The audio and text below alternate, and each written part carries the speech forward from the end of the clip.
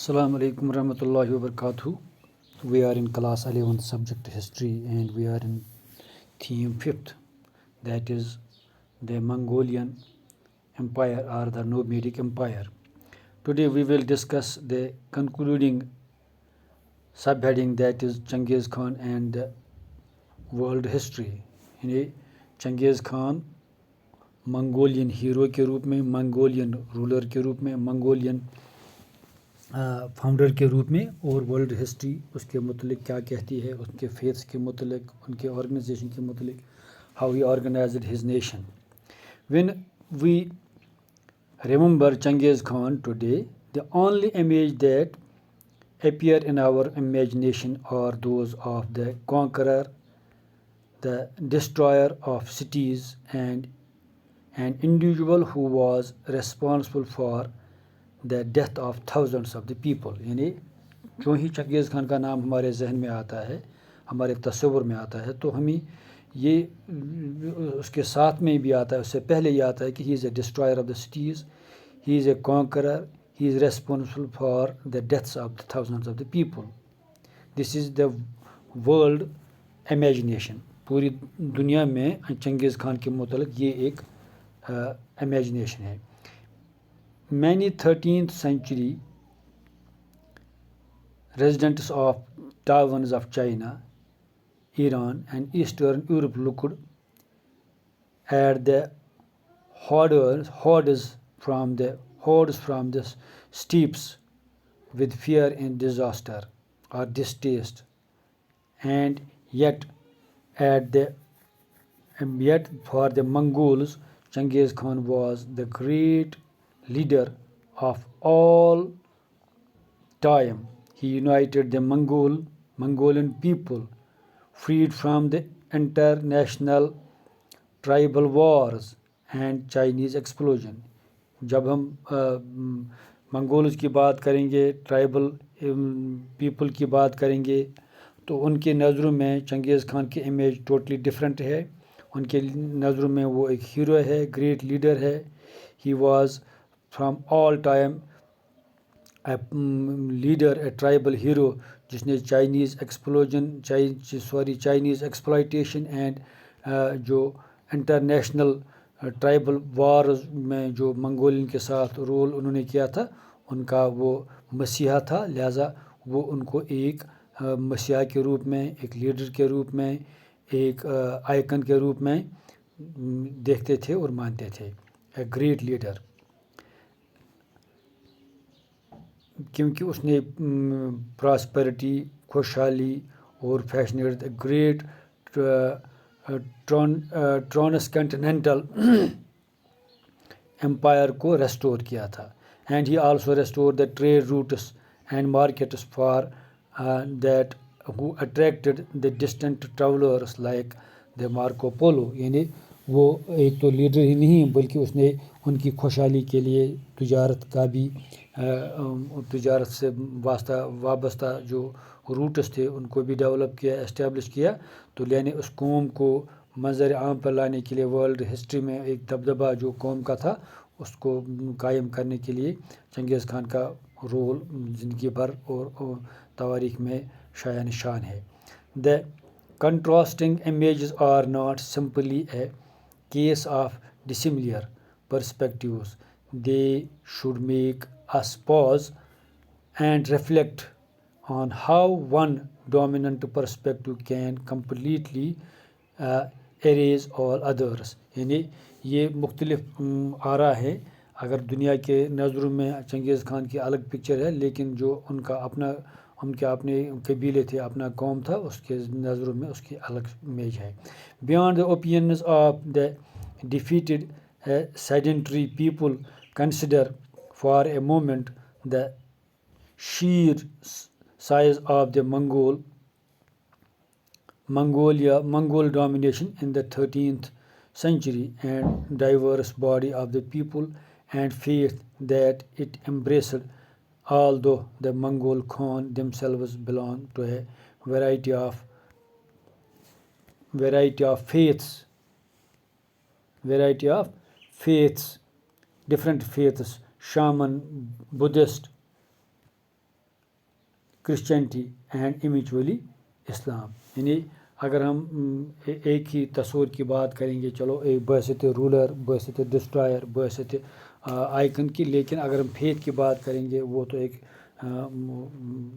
जिनका दबदबा था, जिसने who was a destroyer, who was a responsible for the killing, लेकिन उसके उनके हाँ उस वक़्त मुख्तलिफ फेथ्स थे, मुख्तलिफ आइडियालॉजीज़ थी, लेकिन उसने अपने कौम को ज़बरदस्ती किसी फेथ पे मजबूर नहीं किया. They never let their personal beliefs dictate public policy. The Mongolian rulers recruited administrators and armed contingents from people of all ethnic groups and religions. यानी उसने अपनी आर्मी में, अपने एडमिनिस्ट्रेशन में, मुख्तलिफ पोर्टफोलियोज़ पे अपने एक मखसूस फेस के लोगों को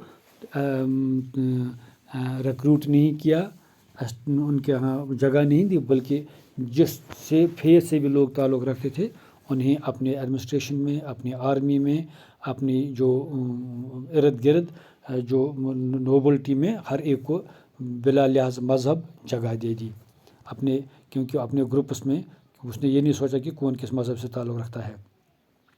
Theirs was multi-ethnic, multilingual, multi-religious regimes. यानी किस मज़हब से ताल्लुक़ रखता है, किस ज़बान से ताल्लुक़ रखता है, कौन को किसकी क्या आइडियालॉजी है, इसको बिना देखे उन्हें उसके रिजीम में हर एक किस्म के लोग, हर एक मज़हब के लोग, हर एक ज़बान के लोग मौजूद थे. They did not feel threatened by its pluralistic constitution. This was utterly unusual for the time, and historians are only now studying the ways in which the Mongols provided ideologically models for the later regimes like the Mongols of ideal to follow. यानी उन्हें किस तरह बाकी जो उनके followers थे, historian इस पे गौर खोज करते थे, देखते थे कि उन्होंने अपने फॉलोअर्स के लिए इस बारे में क्या कुछ इंफॉर्मेशन थी, हाउ वो उस पर स्टडी करते थे. Mongol how they follow the models of the latter regimes. The nature of the documentation on the Mongolian and any nomadic regime makes it virtually impossible to understand that inspiration that led the confederation of fragment groups of the people in the pursuit of an ambition to create an empire. The Mongol Empire eventually altered in its different milieux. यानी ये इस नतीजे पे पहुँचे हैं historians कि Mongolians ने अपने ज़माने में अपने मुख्तलिफ़ फेथ के लोगों को अकोमोडेट किया, किसी को मजबूर नहीं किया. अपने जो इर्द गिर्द जो थे, जो एडमिनिस्ट्रेशन में थे, जो आर्मी में थे, उन्हें रिक्रूट करने के दौरान, एम्प्लॉयमेंट के दौरान, उनके ओहदों पे रखने के दौरान, ओहदों को ओहदे देने के दौरान, रिक्रूट करने के दौरान उन्हें किसी इन चीज़ों पे कोई कंसिडरेशन नहीं किया था. That was the Mongol empire जो थे उन्हें इस चीज़ की प्रॉब्लम नहीं थी. Especially the founder remained a powerful force. At the end of the 14th century, Taimur, another monarch, was aspired to universal domination. क्योंकि तैमूर जो उनके लास्ट में जो उनके रूलर थे, उनके मोनार्क थे, तो जब हम यूनिवर्सल डोमिनेशन की बात करेंगे, he hesitated to declare himself a monarch because he was not a Genghis Khan. He was not Genghis Khan. Genghis Khan's descent, यानी डिसेंडेंट वो चंगेज़ खान के सक्सेसर्स में, उनके डिसेंडेंट्स में अपने आप को तस्वर नहीं करते थे, और उसने अपने आप को as a monarch, as a Genghis Khan पेश नहीं किया. Because he declared himself, he had when he did declare his independent sovereignty, it was as the son-in-law of a Georgian of the Genghis Khan's family. लेकिन उसके बाद जो चंगेज़ खान के जो उसका उसके ज़माने में जो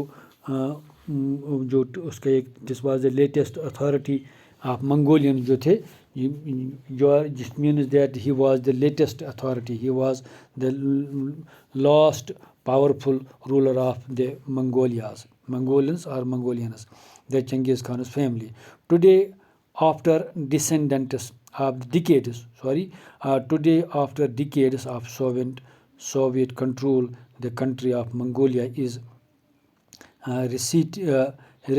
reacting, reciting its identity as an independent nation.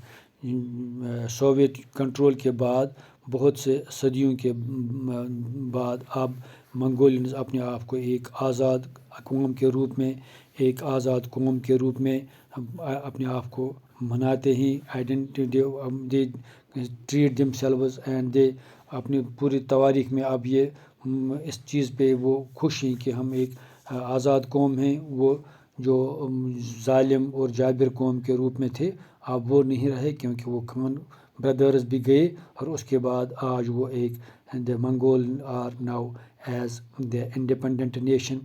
It has seized upon Genghis Khan as a great national hero.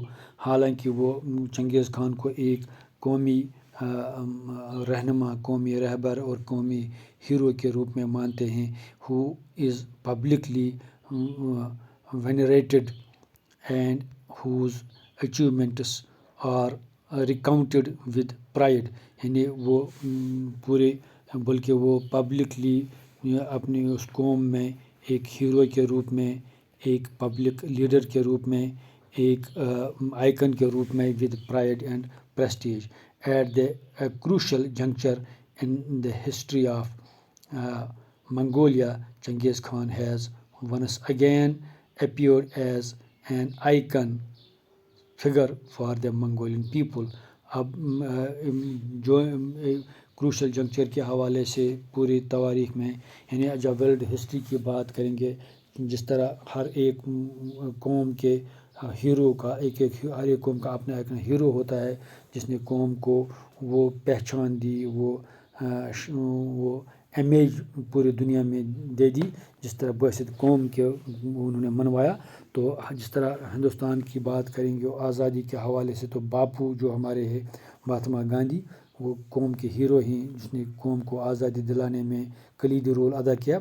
इसी तरह मंगोलियन पीपल जो थे, मंगोलियन अक़वाम जो हैं, वो अब चंगेज़ खान को वो रूप देते हैं, वो रिगार्ड देते हैं as an hero, as an icon of the Mongolians. Genghis Khan has once again, यानी वो Mongolian people के mobilizing memories of a great past and the forging of a national identity that can carry the nation into the future. यानी वो जिस तरह forging means उसने पूरे उसने he shaped, he managed, he hammering, and after hammering, he shaped his nation, he shaped his tribal nation rather. उसने पहले अपने आप को मुख्तलिफ मुश्किलात में मुख्तलिफ मसाइब का सामना करने के बाद अपने आप को एक बाज़ाब्ता तौर पर एक लीडर के रूप में, एक हीरो के रूप में मनवाया, और उसने अपनी इस कौम को भी मुख्तलिफ मुश्किलात का सामना करने के बाद, मुख्तलिफ मुश्किलात में झेलने के बाद अपने कौम को भी पूरे दुनियाई तवारीख में मनवाया as a tribal nation, as a Mongolian nation. और एक तो खुद वो अपने लीडर के रूप में एक शेप दे दी मुश्किलात के बाद, उसके संवारने के बाद, सजाने के बाद अपने कौम को भी संवारा, सजाया और पूरे दुनिया में एक मंगोलियन नेशन के रूप में मंगोलियन ट्राइब को एक पहचान दे दी. That was enough for today.